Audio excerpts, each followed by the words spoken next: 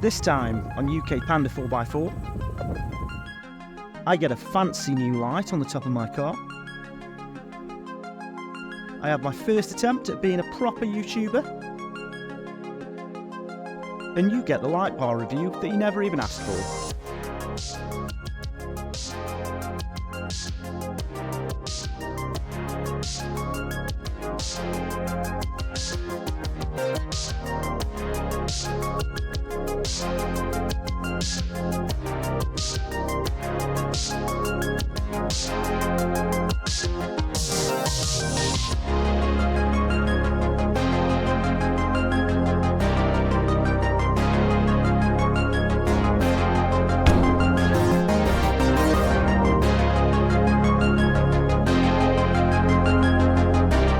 Welcome to a special episode of UK Panda 4x4. The companies whose products we've got here today are Auxbeam. They reached out to us and asked if we could put their products on our vehicles for placement in some of the videos, and we agreed, but we only agreed on the basis that we were able to do an honest and open review of the products.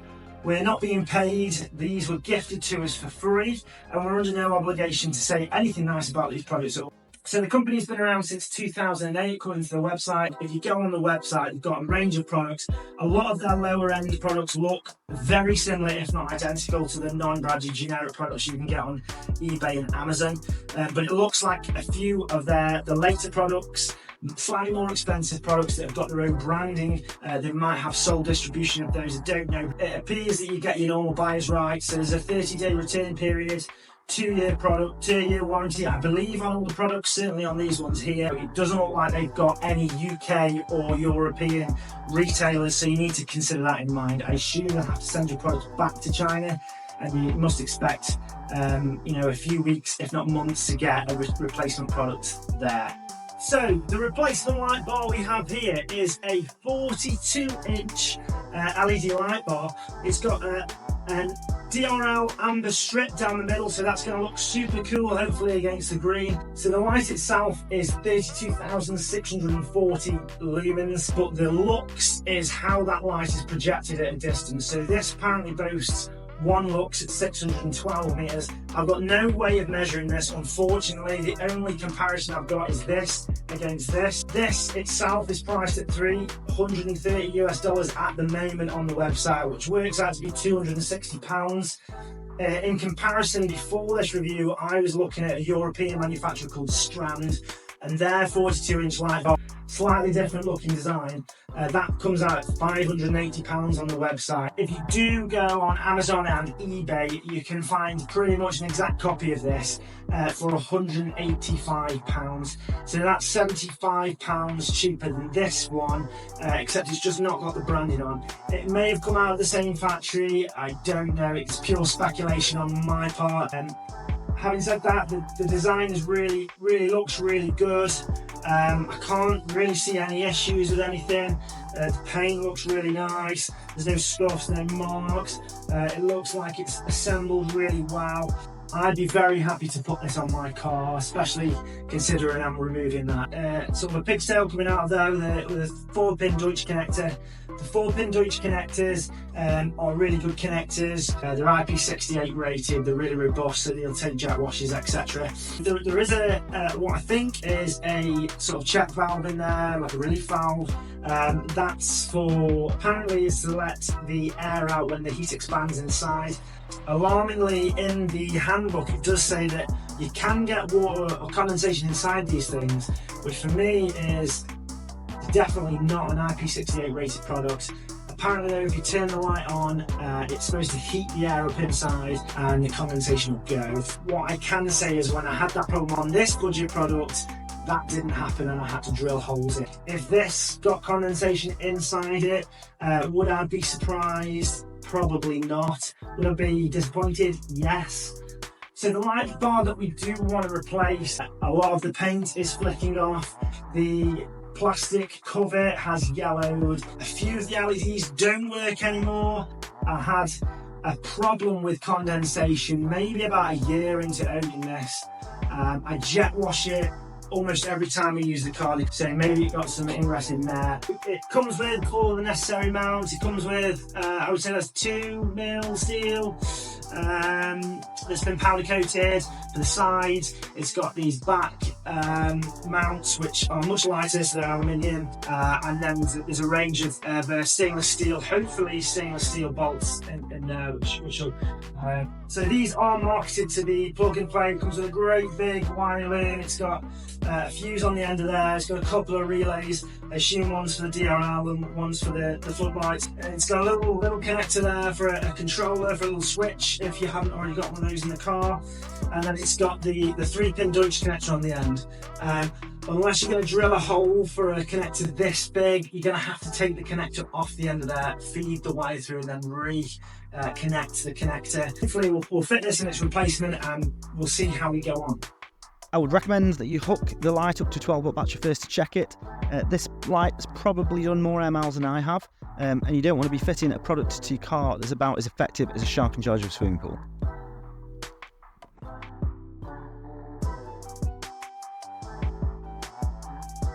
The light bars are currently installed on these M6 rivet nuts or poly nuts. So effectively the top of the whole car has been drilled out, and then a nut has been effectively crimped into the steel.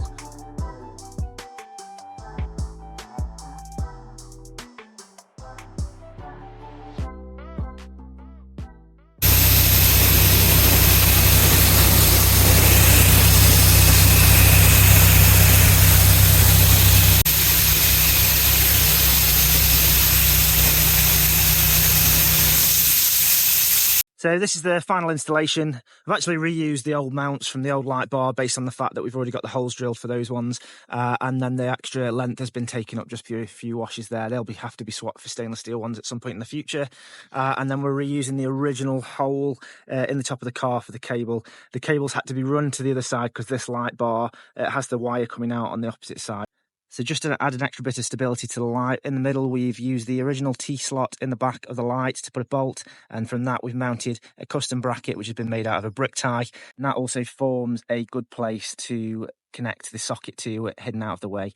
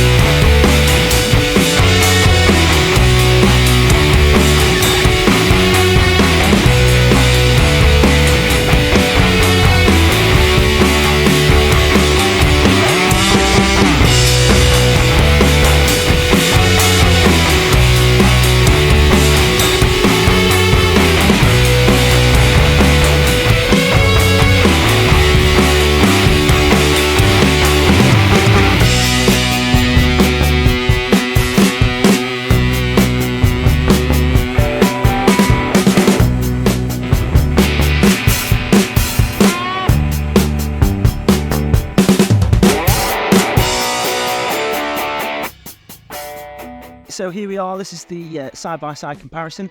For anybody who owns a Panda, they know that these dipped beams are about as useful as a chocolate teapot, probably the high beams too.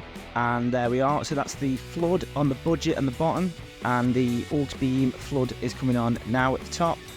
So you can see that the Auxbeam pattern is considerably different. The light's a lot more focused on the trail in front of the car, as opposed to being scattered everywhere. The sort of the generic one was more of a work light as opposed to a projector light. So really happy actually without how the Auxbeam light looks and projects. It's much better. You're not blinding pedestrians or blinding anybody who happens to be on the periphery while you're driving. You're just blinding the person in front of you, which is good. So then, the ultimate question. Would I buy the product?